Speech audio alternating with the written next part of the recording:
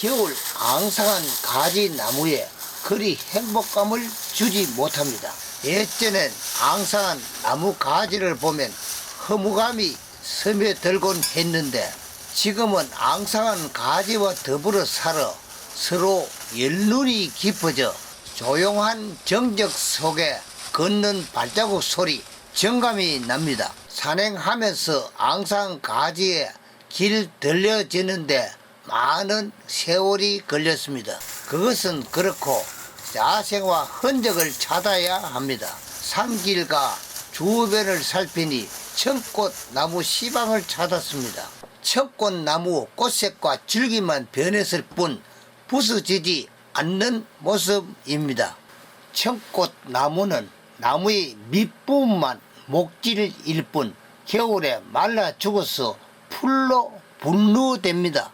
그래서 청꽃풀이라고도 부릅니다. 10월이면 산기슭에 자생하는 청꽃나무 꽃입니다. 이 사진 촬영 때 검은 배경을 피했습니다. 꽃 보라색과 뒤 배경 연록색이 어울려 밝은 분위기를 담습니다. 부분을 촬영하여도 아름답습니다. 뒤 배경이 은은하게 나오도록 하기 위하여 조르개 f5.6 노출은 오토 -0.3으로 촬영하였습니다.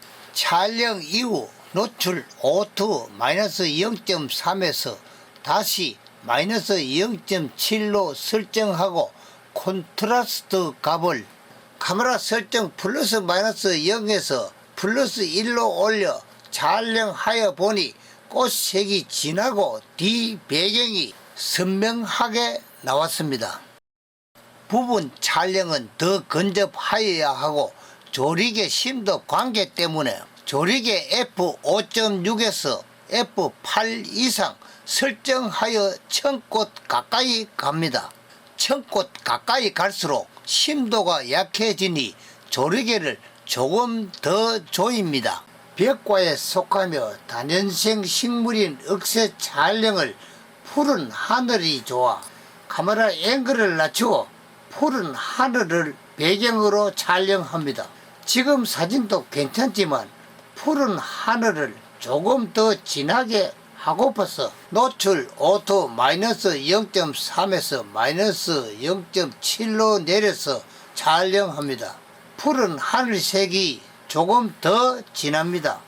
이 사진도 반역광 촬영이며 조금 더 다가가서 중요한 부분을 촬영합니다. 그리고 노출을 조금 더 감소시켜 푸른 하늘을 진하게 촬영합니다. 노출 오토 -0.3에서 -1.0으로 주어 억새 밑부분을 검게 합니다. 그리고 푸른 하늘은 더 진한 푸른색으로 촬영합니다. 억새 시방 내부를 촬영하여 봅니다. 억새 내부가 선명하게 나오게 하기 위해 중심부 노출 오토 -0.7을 주었습니다. 억새 촬영도 뒤 배경 역시 검은색이 좋습니다. 촬영 중심부 채광에 오토 -0.7 정도 주어 억새 부분을 촬영한 것입니다. 억새 부분 완전 흰색보다 옅은 흰색 정도까지 마이너스 노출을 줍니다. 노출을 조금 더 마이너스 주어 마이너스 1.0까지 마이너스 주면 이렇게 하면 뒤 배경은 더 검게 억새 부분은 흰색 결이 약간 보입니다. 피사체 정도에 따라 검은 배경이 필요하면 중심부 채광에 억새 흰 부분 밝기 기준으로 사정없이 노출 마이너스 시킵니다. 자세히 보면 미세하게 억새와 뒤 배경 색이 다릅니다. 뒤 배경을 더 검게 하기 위해 카메라 HDR 기능을 검으로 하는 것이 좋습니다. HDR 기능 사용 흰색과 검은색 사용 궤도를 부드럽게 하는 것이 필요 없습니다. 이 경우 노출 -0.7을 주어 전선줄이 약간 보이고 억새 부분도 좀 밝습니다. 중심부 측광 마이너스 1.0 이상 주어 뒤 배경과 억새 흰색 부분을 촬영했습니다. 소니 6600 카메라의 HDR의 D레인저 체제와 DRO LV를 알아봅니다. 단적으로 얘기하면 HDR의 D레인저 체제와 DRO LV는 이 사진 경우 심한 D 검은 배경과 앞 현우색이 밝으면서 탁한 느낌이 듭니다. 이 사진의 전체를 부드럽게 하기 위하여 HDR이 DRO LV를 주면 사진과 같이 밝고 어두운 전체가 부드럽게 촬영됩니다.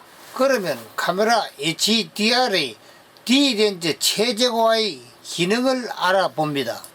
D렌즈 최적화 LV 기능은 필수입니다. 아래 현우색 D나무 둥치 그림자가 너무 어둡습니다.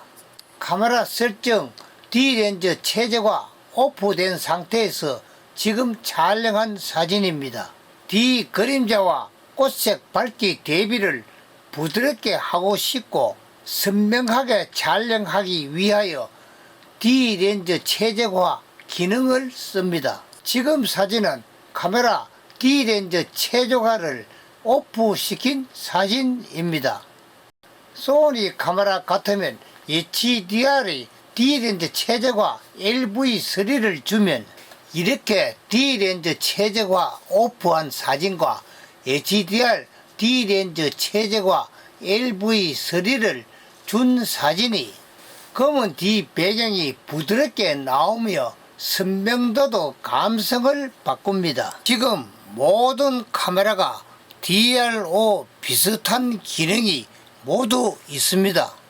평상 때 D레인저 기능을 오프시키거나 D레인저 LV를 오토한 상태에서 아니면 D레인저 최적화 오토 상태에서 사용하다가 필요하면 D렌즈 최적화 기능을 필요 사용할 때가 많습니다.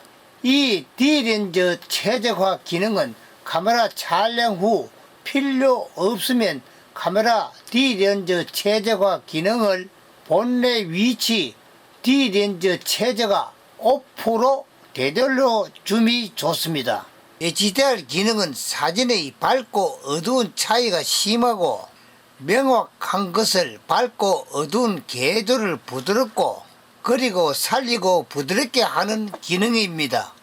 아래 민들레 사진은 각 HDR 기능 순서로 촬영한 사진입니다. 점차 갈수록 밝고 어두움이 없어집니다. 풍경이나 접사 촬영 경우 때 반드시 사용하면 좋은 사진 효과를 봅니다. 본인은 이런 방법으로 후보정으로 촬영한 사진입니다. HDR 기능을 잘 숙지하셔서 이용하시기 바랍니다. 음달 촬영에서 D 배경을 조금 더 검게 하기 위해 플래시 광을 정면에서 발광하는 것은 D 배경을 검게 큰 효과를 얻지 못하는 본인 경험입니다. 근접 피사체 간격 60cm 정도에서 40cm 점점 가까워지면 조금 더 검게는 되지만 아예 60에서 90cm 정도 되면 D 배경을 조금 더 검게 하는 방법이 달라져야 합니다. 플래시를 정면으로 발광하는 것은 피사체를 조금 더 선명하게 하고 그리고 D 배경을 검게 하고 싶지만 D 배경 검은 정도는 큰 효과를 못 봅니다. D 배경을 검게 하기 위하여 플래시를 정면으로 발광하는 것보다 카메라 플래시를 유선으로 이동하여 피사체 가까이 옆 방향으로 발광하는 것이 좋습니다. 아니면 플래시를 윗방향에서 아래로 향하여 동조합니다. 이 모든 것이 접사 촬영 때 플래시 발광은 유선으로 이용하여 함이 좋습니다. 본인이 사용하여 보면 플래시 유선을 사용하여 위 방향보다 측면에서 발광하여 주면 좋은 결과물이 나옵니다. 플래시를 피사체 근접에 발광하기 때문에 적은 광량이 필요합니다. 수동 광량 64분의 1, 32분의 1 정도 많이 사용합니다. 접사 촬영은 특수한 경우에는 무선 동조 사용은 어렵습니다. 플래시 이동은 아래 사진과 같이 연장선 1.5m 정도 만들어 카메라와 플래시를 연결 사용합니다. 본인 경험으로는 플래시 무선 동조는 사용 용도가 맞지 않아 안하며 플래시도 저가 플래시를 사용합니다. 이런 방법은 야외 음지에서 사용이 좋지만 양지에서는 별 큰 효과를 못 봅니다. 봄 촬영 경우 복수초를 엄단해서 촬영한 사진이 어두운 부분과 밝은 부분이 크게 차이 나지 않습니다. 이 경우 플래시나 반사판을 측면으로 비추어 복수초 꽃부분만 밝게 하고 뒷부분 배경을 조금 더 검게 하거나 아니면 HDR 기능 LV3 정도 주어 사진 연조로 부드럽게 촬영합니다. 영상 조금이라도 도움이 되었으면 좋겠습니다. 감사드리며 이만 마칩니다.